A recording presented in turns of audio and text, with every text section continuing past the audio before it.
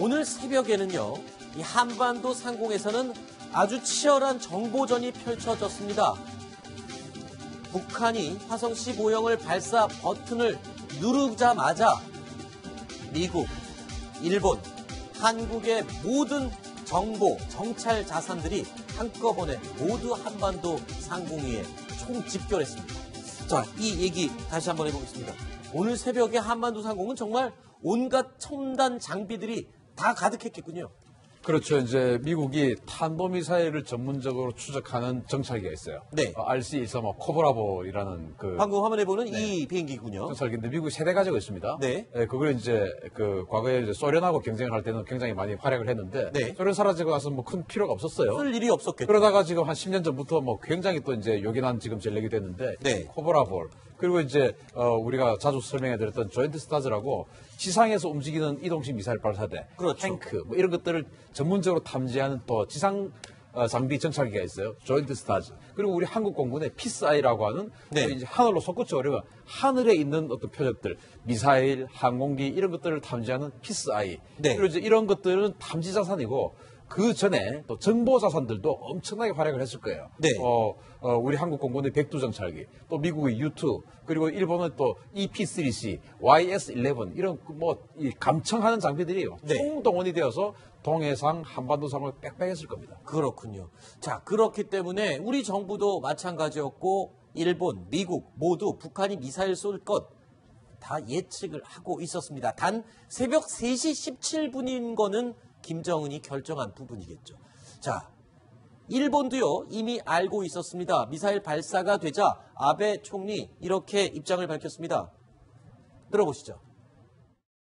国際社会は団結して制裁措置を完全に履行していく必要があります。 그런데요, 이 일본, 북한이 화성 12형을 쏘고 역시 이 탄두나 발사체가 해상에 떨어지기도 전에 이미 먼저 발표를 했습니다. 굉장히 신속한 반응이었죠? 네, 저도 오늘 굉장히 놀랐는데요. 네.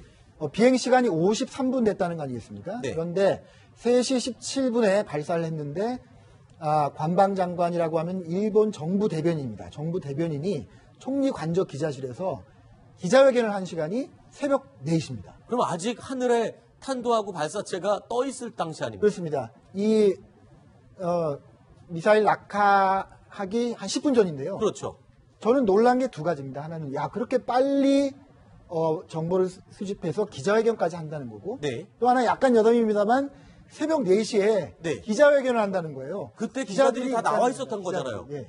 와. 기자들이 그 총리 관저 기자실에 있었다는 겁니다. 그래서 네. 제가 저희 도쿄 특파원 선배한테 물어보니까 네. 기본적으로 일본에는 기자들이 굉장히 많고 네. 24시간 자기 출입처를 커버를 한대요. 아하. 그래서 아마 그 각 언론사들이 이렇게 조를 짜서 하는 그 당번이 네. 있었을 것이고 네. 그 당번 기자를 앞에 두고 기자회견을 하는 거죠. 근데 어제는 벌써 밤부터 조짐이 있었기 때문에 네. 더 많은 기자들이 남아 있었을 것이다. 그렇군요. 그런 얘기를 하더라고요. 정말 신속한 반응이었어요. 저는 우리 정부도 네. 정확하게 알고 있었다고 생각해요. 아, 우리 정부도 정확하게 알고 예를 들어서 있습니다. 어제 오전에 어제 쏠 수도 있다라는 그 보도가 일본발로 탁 나왔지 않습니까? 네.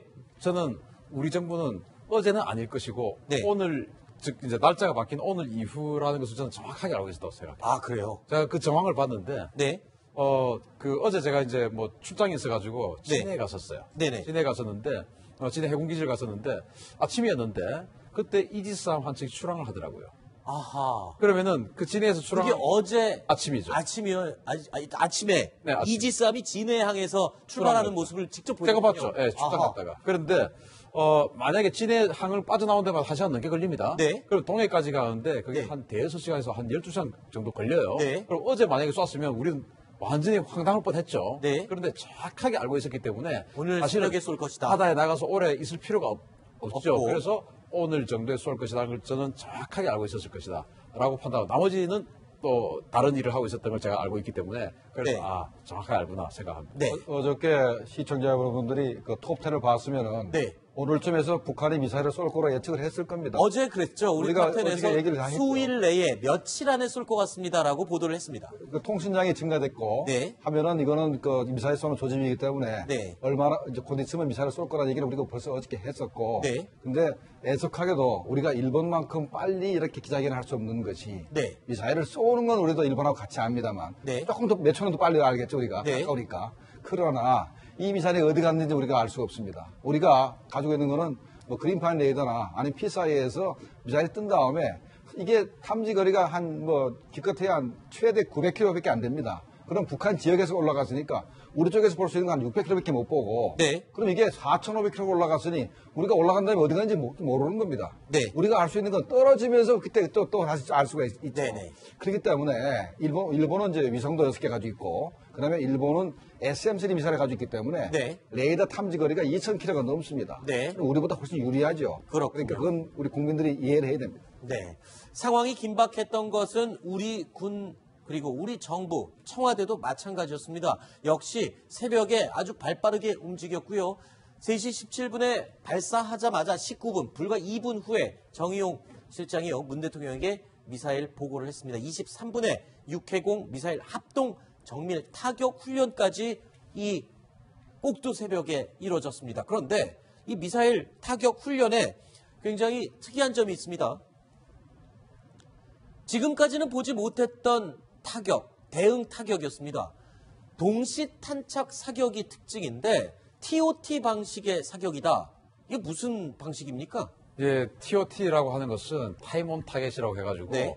동시에 쏘는 방향, 쏘는 어떤 위치 이건 다르지만 떨어질 때는 한 번에 딱 떨어지게끔 만든 게 TOT 사격이에요. 아하. 그 이제 주로 육군 포병들이 많이 하는데 포병들이라고 하면 이제 같은 포대니까 네. 같은 부대니까 이제 쏠 때 이렇게 시간을 잘 조절하면 되는데 저는 어제 오늘 아침에 이 보도를 보고 야 우리 한국군이 정말 준비만 했구나 이번에는. 네. 왜냐하면 지난번에 화성 14형 쐈을 때 네. 현무 미사일 2발 쐈다 하나 막 올라가자마자 터졌지 않습니까? 네네. 사실 좀 스타일 좀 구겼죠. 네. 그래서 이번에는 좀 준비 많이 했구나. 네. 그러면서 우리 대통령이 합참의장에게 일임했죠. 네. 작전을 네. 했는데 먼저 제가 이제 설명을 좀 드리면 현무2 탄도미사일 네. 사정거리 300km예요. 육군의 대표적인 그렇죠. 육군 네. 유도탄 사령부에 있는 건데 네. 300km인데 이 비행 속도가 막 7에서 막 8 정도 됩니다.